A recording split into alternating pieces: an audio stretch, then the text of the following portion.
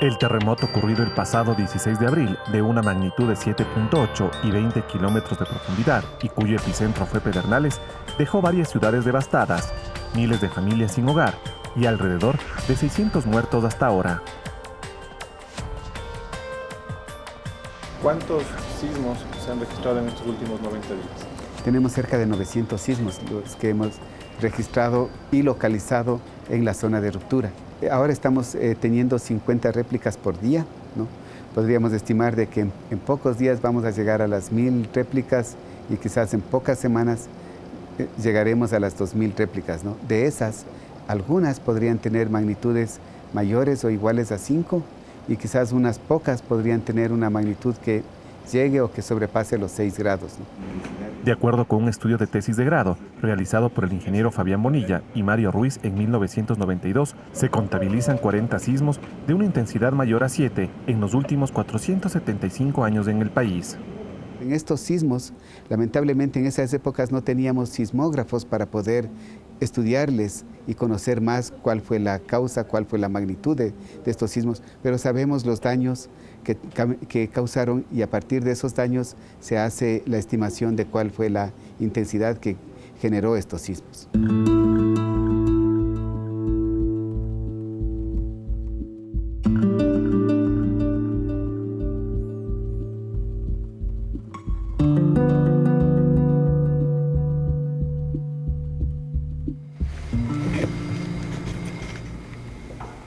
La biblioteca del Ministerio de Cultura tiene registrados más de 270.000 libros, un tesoro nacional e histórico que guarda la memoria de nuestro país.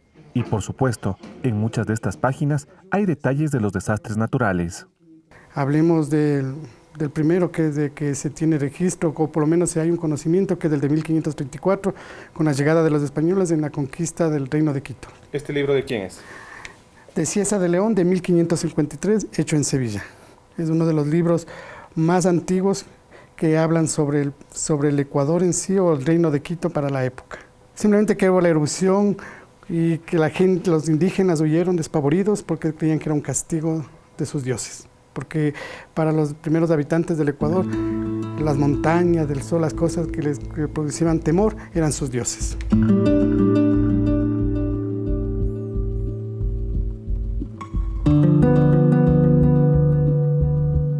La primera lluvia de cenizas que cayó en Quito fue en 1533, el mismo año en que el cruel Pizarro, después de haber arrancado al Inca Atahualpa 48 millones de pesos por su libertad, le arrancó también la vida.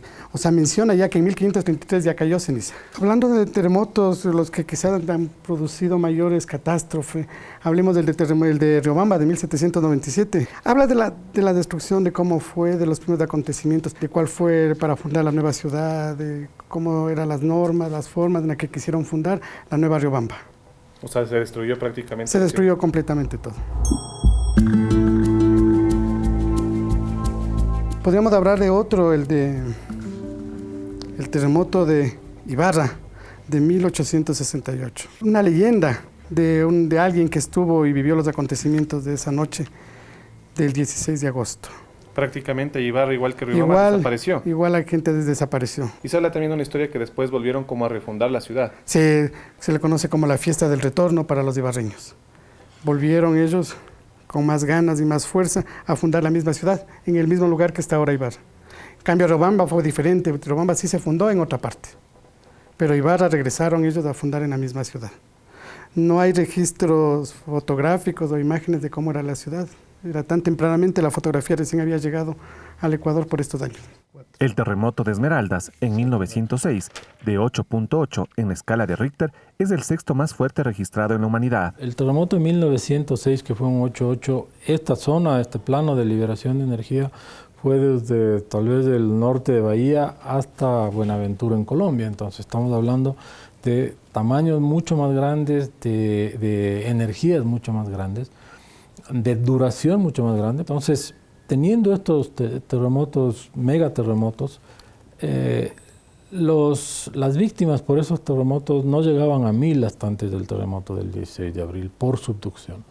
Mientras que los terremotos medianos, relativamente medianos o grandes, pero no megaterremotos como estos de la subducción, como serían el terremoto de Riobamba de 1797 y Barra de 1868, estos siendo menos fuertes, liberando menos energía, teniendo magnitudes menores, tuvieron todos decenas de miles de víctimas con la densidad poblacional de la época.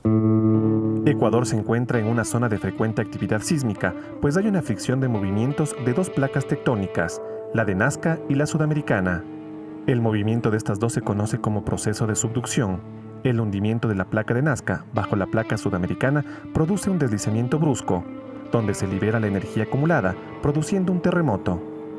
Lo que tenemos es que la placa de Nazca va penetrando va empujando contra la placa continental de manera más o menos permanente a una velocidad de unos 6 centímetros por año, ¿no es cierto? Y entonces el deslizamiento se da en algunos sitios, pero en otros sitios está trabado. Es una manera de tratar de entender dos cosas, ¿no? La una es que hay una permanencia en la deformación de esta zona de contacto, y segundo que cuando se suelta liberando energía, generando el terremoto, pero que hay una ciclicidad, un ciclo sísmico que hace que en cuanto se liberó empiece de cero, pero el día siguiente empieza a acumular energía durante 50, 100, 200 años hasta el siguiente terremoto del ciclo.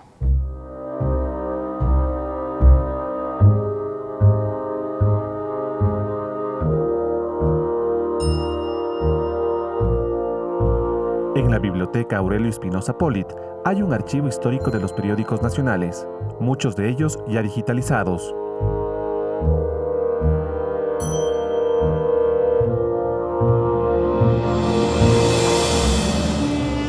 Encuentro noticias del terremoto de Bahía de 1942, que afectó a varias provincias de la costa y de la sierra. El saldo, más de 200 muertos. En la ciudad de Guaranda, las víctimas fueron 46 personas. Se registraron 1.200 sismos en 90 días.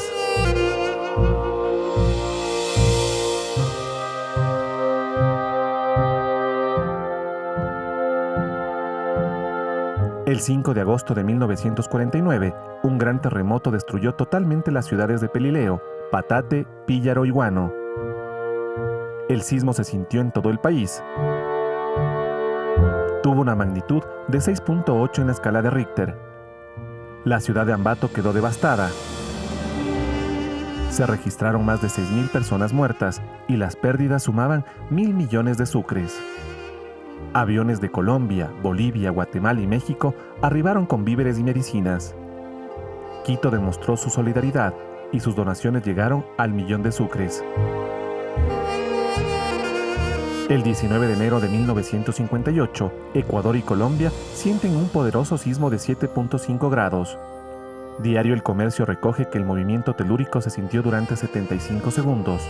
La ciudad más afectada fue Esmeraldas, donde hubo más de 20 muertos y 300 heridos. Otras ciudades también registraron daños, como Tabalo, Ibarra y Alausí. El 6 de marzo de 1987 se registra un terremoto en la provincia del Napo. Hay destrucción en varios tramos del oleoducto. Muchos pueblos quedan aislados. Varias iglesias de la capital quedan afectadas. Última recopilación que hice respecto a aproximadamente el número de víctimas por terremotos está en el orden de las 66.000 desde el primero que registra víctimas, que fue 1541.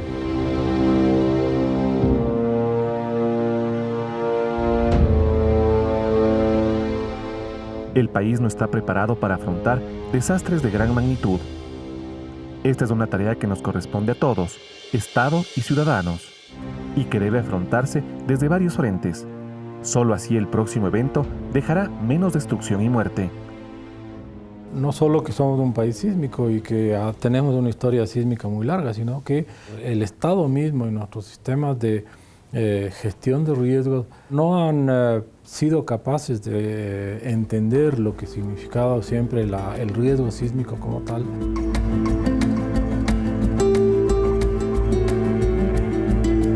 Empezamos a contar las horas o el tiempo hasta el siguiente terremoto. Y entonces todo ese tiempo tiene que ser aprovechado para poder enmendar los errores de la construcción, enmendar todo lo que se pueda aprender rápidamente que se ha hecho mal, no en la reconstrucción únicamente, sino sobre todo en la vulnerabilidad ya construida desde el último terremoto.